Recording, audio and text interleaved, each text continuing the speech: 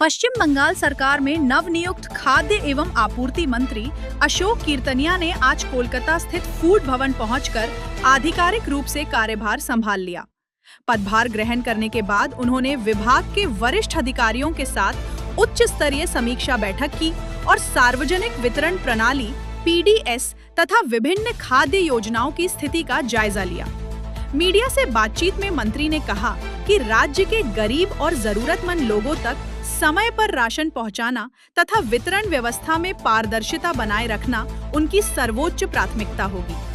उन्होंने अधिकारियों को आम लोगों की शिकायतों का त्वरित समाधान करने और विभागीय कार्यों में गति लाने के निर्देश भी दिए। আপনারা আমাকে একটা সপ্তাহ টাইম দিন, যাদেরকে নিয়ে এই দুর্নীতিটা হয়েছে আগে তাদের ব্যবস্থা করতে দিন। আপনারা আমাকে একটা সপ্তাহ টাইম দিন।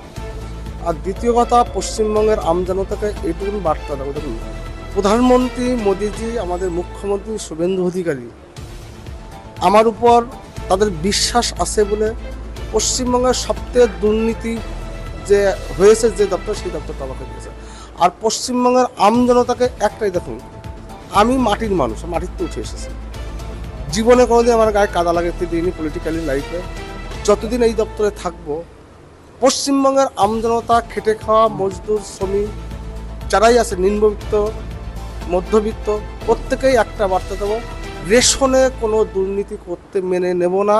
রেশনের যে কোয়ালিটি আপনারা পেয়েছেন, আগামী হয়তো মে মাসটা আমার সমস্যা হবে, আপনারা জুন মাস থেকে উৎকৃষ্ট মানের খাদ্যদ্রব্য পাবেন। যে কাটমানি এখনও যাচ্ছে, সে কাটমানি পুরো সম্পূর্ণ রূপে এই ব্যবস্থা থেকে বন্ধ করবে। এক হাতে তালি বাজে না, একা মন্ত্রী তিনি শুধু ফাইল সই করেন, তার একার দুর্নীতি এটা নয়।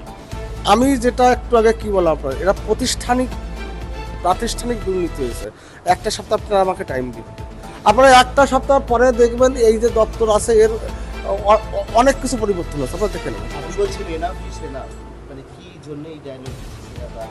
দেখুন, যেভাবে দুর্নীতি হয়েছে, যেভাবে পশ্চিমবঙ্গের মানুষকে তাদের ন্যায্য অধিকার হরণ করা হয়েছে, এটা যথেষ্ট হয়েছে। আমি এটা করতে দেবো না, এটা আপনারা ভরসা রাখুন আমার প্রতি।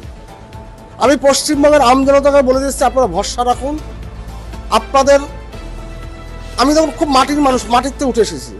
আমার পলিটিক্সের চা পাওয়ার কিছু নেই, কোনো দুর্নীতি আমি করতে দেবো না খাদ্য দপ্তরে, এইটুকু আমি বলে দিলাম। দেখুন, এটা এই সিস্টেমটা কি সিস্টেম আছে আমি এখনো বলতে পারবো না, একটু টাইম আমাকে দিতে হবে, জানতে হবে, বুঝতে হবে। বাদ দেওয়া এরকম লক্ষ লক্ষ নাম, তাদের হাতে অত্যাধুনিক ডিজিটাল রেশন কার্ড, সেটাও পর্যন্ত উঠে এসছে। এটা উঠে এসছে স্থানীয় স্তরে তৃণমূলের দাদা নেতা এদেরকে ধরে।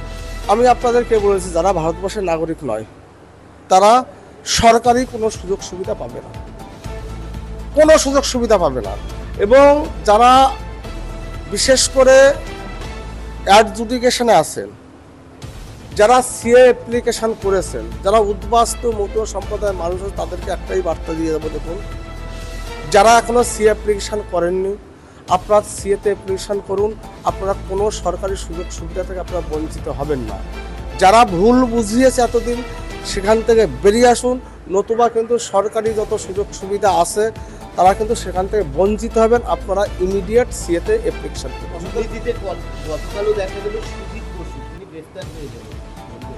আরও হবে, ধৈর্য ধরুন না, দেখতে থাকুন না। দেখুন, আমরা বলছি, দেখুন আমি একটা বক্তব্য আমি আমার দপ্তর থেকে বলে রাখি, না খাউঙ্গা না কিছু খানে দুঙ্গা।